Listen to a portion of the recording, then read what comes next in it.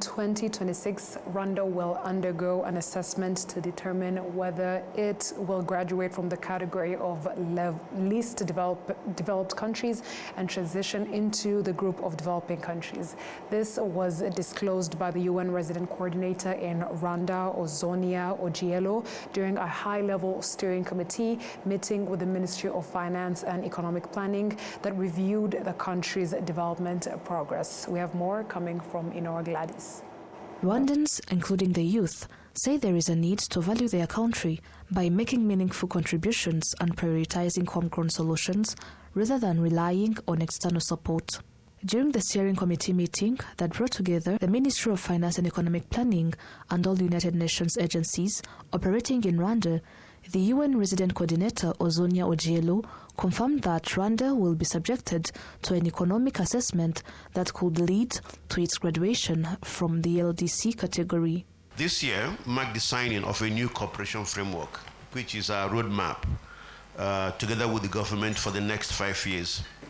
Through this framework, the UN country team would partner with the government to advance NST2 as well as Vision 2050, but also fully aligned with the global commitments such as the SDGs and the AU Agenda 2063, as well as the Doha Plan of Action, and then, of course, the Plan of Action on LLDC. That was our Plan of Action. Under this new framework, we're committed as a UN system to doing things differently. Over the recent months, we developed flagship joint programs that were framed as bankable investment cases that are aligned with NSC2. 2026 is an important year because there will be evaluations and work that will be undertaken by several UN agencies in order to compile all necessary information for the next assessment for graduation that will take place in 2027. And all of that assessment will determine whether Rwanda graduates from the LDC category.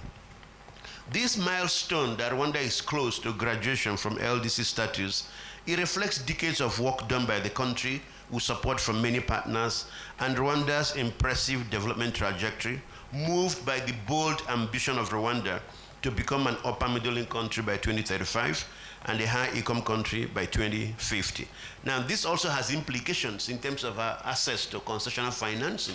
So as we support Rwanda to graduate, we also need to support Rwanda to expand the revenue streams, the domestic resource mobilization potentials, to be able to ground its own and finance its own national development. 3 countries, Rwanda, Uganda and Tanzania, are scheduled to be considered for graduation in 2027 after meeting the required threshold in 2024.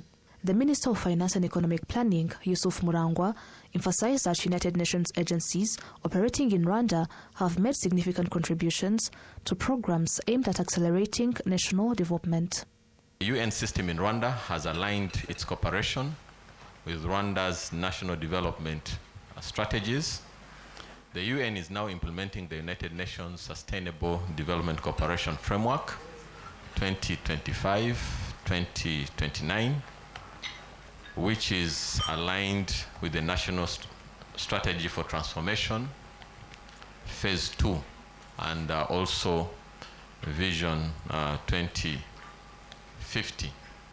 Graduation from the LDC category represents a major development milestone. LDC status is considered transitional and reflects international recognition of sustained development progress. The graduation process is the result of years of technical assessments by the Committee for Development Policy, CDP, decisions by the United Nations General Assembly, and inputs from the country concerned.